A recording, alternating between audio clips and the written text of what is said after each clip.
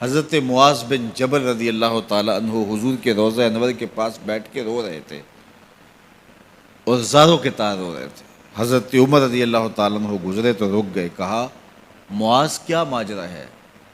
تو حضرت معاذ بن جبل نے کہا کہ اس مبارک روضے کے مکین کا ایک فرمان یاد آیا جس نے مجھے رلا دیا۔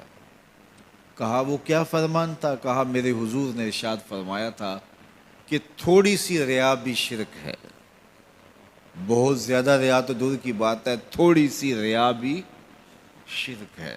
تو اللہ کی بارگاہ میں دعا کرتے ہیں اللہ ہمیں ریا سے ہمیشہ محفوظ فرمانا۔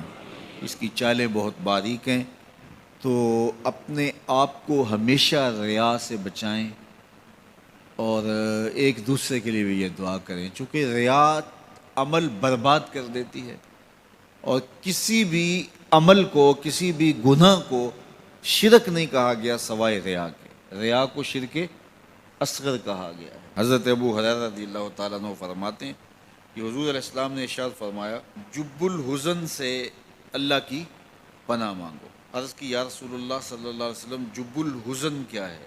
کہا یہ جہنم میں ایک وادی ہے، اور یہ وادی اتنی خطرناک ہے کہ خود جہنم ایک دن میں 400 مرتبہ اس سے پناہ مانگتی ہے۔ صحابہ نے حضور سے عرض کی اے اللہ کے محبوب صلی اللہ علیہ وسلم وَمَن يَدْخُلْهَا، اس میں داخل کون ہوگا؟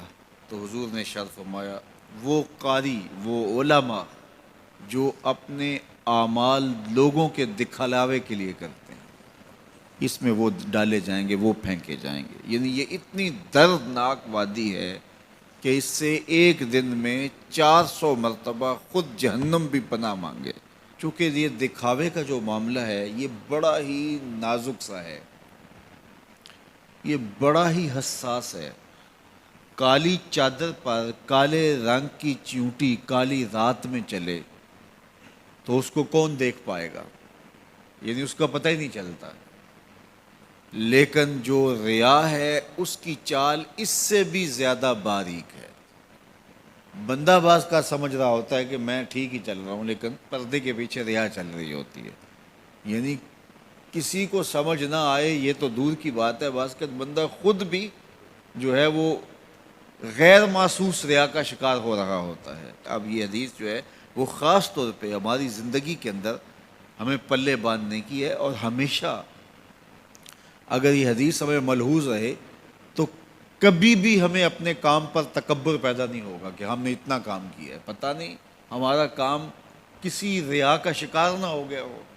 تو اللہ سے قبولیت کی دعا کی جائے کہ اللہ جو توفیق ہے وہ بھی تیری جانب سے ہے، اور مالک قبولیت بھی تیرے کرم سے ہے، ہماری طرف سے کوتاہیاں ہی کوتاہیاں ہیں۔ اس لیے مالک جو ہمیں معلوم ہیں ہم اس کی بھی معافی مانگتے ہیں، اور جو معلوم نہیں ہیں، جو باریک چالیں ہیں، اللہ اس سے بھی ہم معافی طلب کرتے ہیں، اور اللہ ہم سب کو اپنی پناہوں کا حصار عطا